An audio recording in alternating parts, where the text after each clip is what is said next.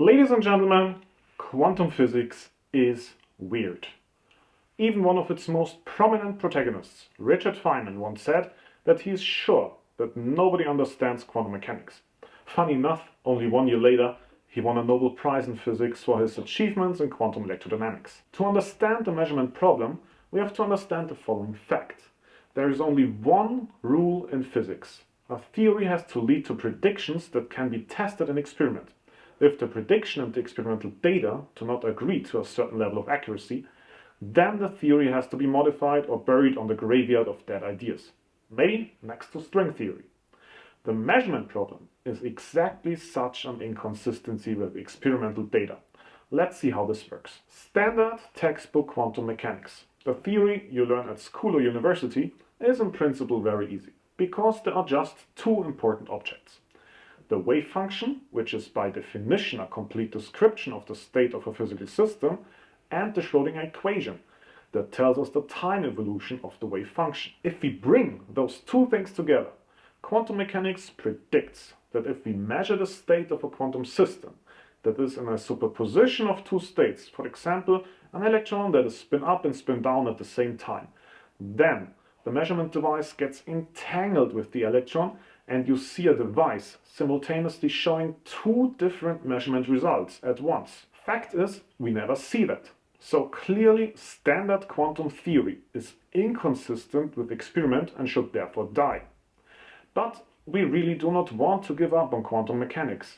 It is way too successful.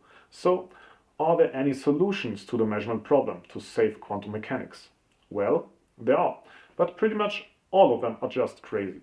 Let's quickly go over the 5 most popular attempts. The first one is definitely the easiest. Shut up and calculate. Just ignore the problem and use quantum mechanics to do great things like building a quantum computer or maybe a fusion power plant.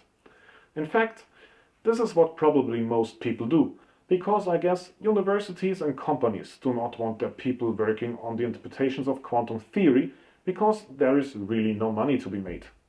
Of course, this is completely unscientific. Second, we have the Copenhagen interpretation, which was very popular like 50 years ago and is sadly still the only solution to the measurement problem in most standard textbooks. Here you kind of talk the problem away by putting a classical observer into the theory. The observer is something or someone that cannot be described by quantum mechanics. He is kind of standing outside the theory.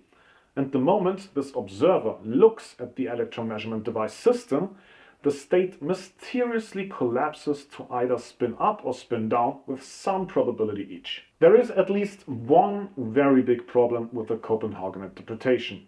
Where do you make the cut between quantum system and classical observer? Or in other words, where does the quantum world end and the classical world begin? And where should you put an observer if you want to describe the whole universe with quantum theory? There are simply no answers to these questions. Thank God there are 3 more serious solutions, but they also have many big problems and you'll need very much fantasy to believe in them. First, Bohmian mechanics. This theory says that the measurement problem is only there because quantum mechanics is incomplete. The state of the system described by the wave function is not everything. You additionally need particle positions as so-called hidden variables. The particles are only guided by the wave function. Therefore, this theory is also called pilot wave theory. So, if your measurement device shows spin up, then that is because the particles were guided by this part of the wave function. So, according to Bohmian mechanics, some parts of the wave function are more real than the others. The GRW theory, on the other hand, says that the main equation of quantum mechanics, the Schrödinger equation, is wrong. They modify it to a non-linear equation that collapses the state of the system from time to time. In GRW, the collapse is not some magic event like in the Copenhagen interpretation, but a physically realistic fact, something that we can describe with mathematics. The more particles the system has, the more rapid the collapse happens. For macroscopic bodies like a measurement device, the collapse happens pretty much instantly, while for a single particle, the collapse happens roughly every 300 million years. And this obviously solves the measurement problem. The state of the measurement device collapses too fast for us to see, but without the presence of some strange observer. And last but not least, we have the famous many-world theories, initially developed by Hugh Everett III.